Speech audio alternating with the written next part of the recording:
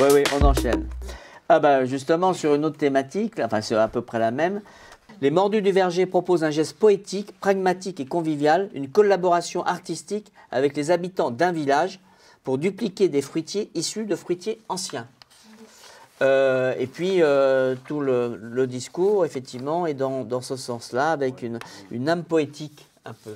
Ouais, puis l'idée aussi de faire parler les gens dans les villages entre les anciens et les nouveaux arrivants.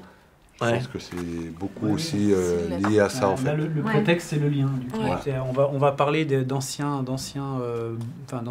fruits, de ce qui existe dans les jardins. Ouais. C'est créateur de on liens. va les bouturer, on va les récupérer, les faire vivre dans un espace où les gens vont se rencontrer. Ils vont mettre des phrases, ils vont mettre des étiquettes, donc ils vont créer des poésies.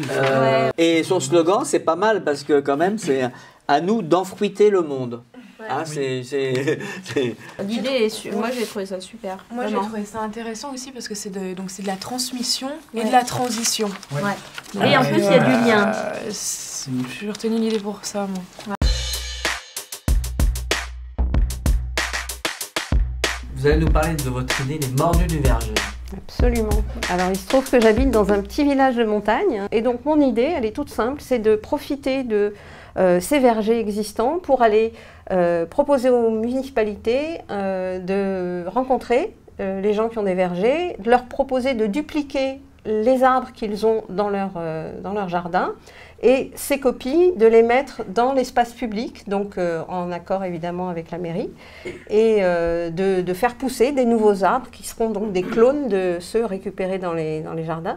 Et ces arbres-là, ces nouveaux arbres, ils seront mis à disposition quand ils feront des fruits à tous les gens qui voudront y goûter. Et donc, par ce biais, on peut mettre des informations sur l'arbre. Les informations, c'est à la fois des informations sur les fruits, mais aussi un petit rendez-vous, un petit poème. C'est quelque chose d'un peu plus poétique et un peu plus charmant pour inviter les gens à revenir. Donc c'est pour moi un moyen de faire du lien social, de protéger vraiment les plantes, de donner à manger gratuitement dans l'espace public aux gens, et puis de sensibiliser et de faire de la pédagogie autour du sujet.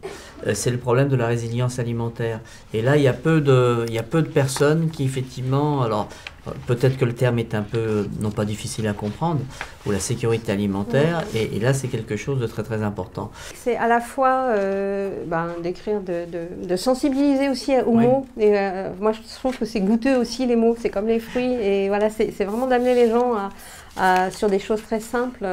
De trouver des mots simples mais qui parlent vraiment de la beauté de la nature. Ce que j'aimerais bien, c'est pouvoir manger les fruits des voisins, mais en ayant le droit de le faire, que ce soit sur l'espace public. Ah, mais c'est bien, oui,